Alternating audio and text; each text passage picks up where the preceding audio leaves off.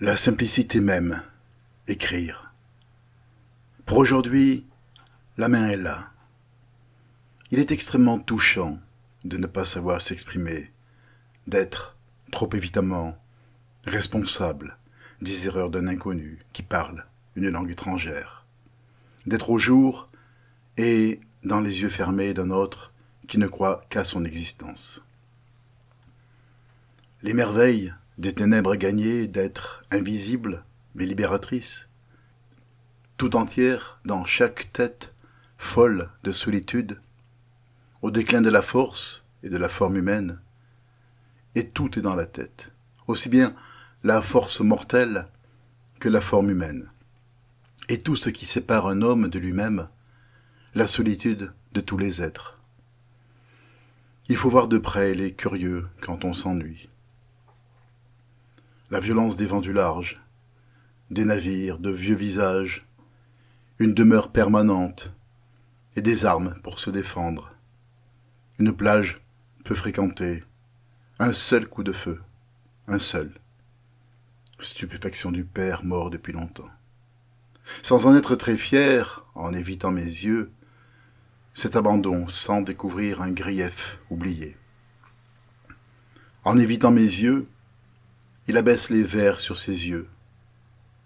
L'animal abandonne sa proie, sa tête remue comme une jambe. Elle avance, elle recule, elle fixe les limites du rire, dégrafe les parterres de la dérision, toutes les choses semblables. Par-dessus les chapeaux, un régiment d'orfraies passe au galop. C'est un régiment de chaussures. Toutes les collections des fétichistes déçus allant au diable. Des cataclysmes d'or bien acquis et d'argent mal acquis. Tous ces gens mangent, ils sont gourmands, ils sont contents. Et s'ils rient, ils mangent plus. Je dénonce un avocat, je lui servirai d'accusé. Je règne à tout jamais dans un tunnel, alors, l'eau naturelle, elle se meurt près des villas. Le patron pourrait parler à son fils qui se tait. Il ne parle pas tous les jours. Le tout, valable pour 20 minutes et pour 4 personnes, vous enlève l'envie de rire. Le fils passe pour un ivrogne. Les oiseaux parfument les bois, les rochers, leurs grands lacs nocturnes. Gagné au jeu du profil, qu'un oiseau reste dans ses ailes. À l'abri des tempêtes, une vague fume dans le soir. Une barre de fer rougie à blanc attise l'aubépine. Par leur intelligence et leur adresse, une existence normale. Par leur étrange goût du risque, un chemin mystérieux. À ce jeu dangereux, l'amertume meurt à leurs pieds. Pourquoi les fait-on courir? On ne les fait pas courir. L'arrivée en avance, le départ en retard. Quel chemin en arrière, car la lenteur s'en mêle. L'épreuve du contraire et l'inutilité. Une limaille d'or, un trésor, une flaque de platine, au fond d'une vallée abominable dont les habitants n'ont plus de main, entraînent les joueurs à sortir d'eux-mêmes, immobiles. J'habite cette épine et ma griffe se pose sur les seins délicieux de la misère et du crime. Le salon à la langue noire lèche son maître. Il rembaume, il lui tient lieu d'éternité.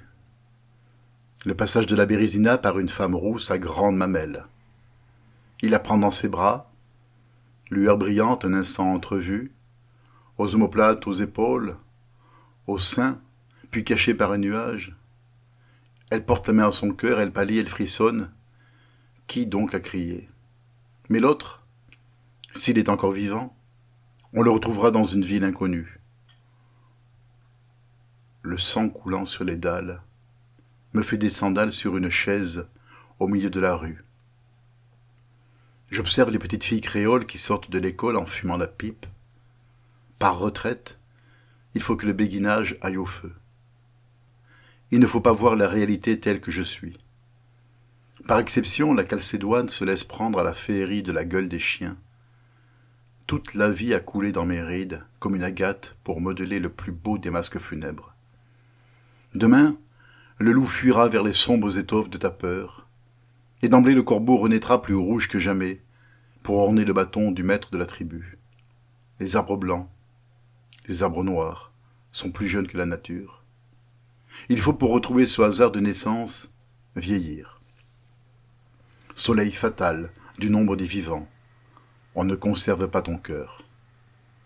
Peut-il se reposer celui qui dort? Il ne voit pas la nuit, ne voit pas l'invisible.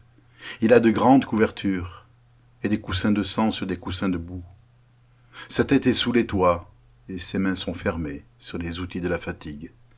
Il dort pour éprouver sa force. La honte d'être aveugle dans un si grand silence. Au rivage, que la mer rejette, il ne voit pas les pauses silencieuses du vent qui fait entrer l'homme dans ses statues quand il s'apaise. Bonne volonté du sommeil, d'un bout à l'autre de la mort.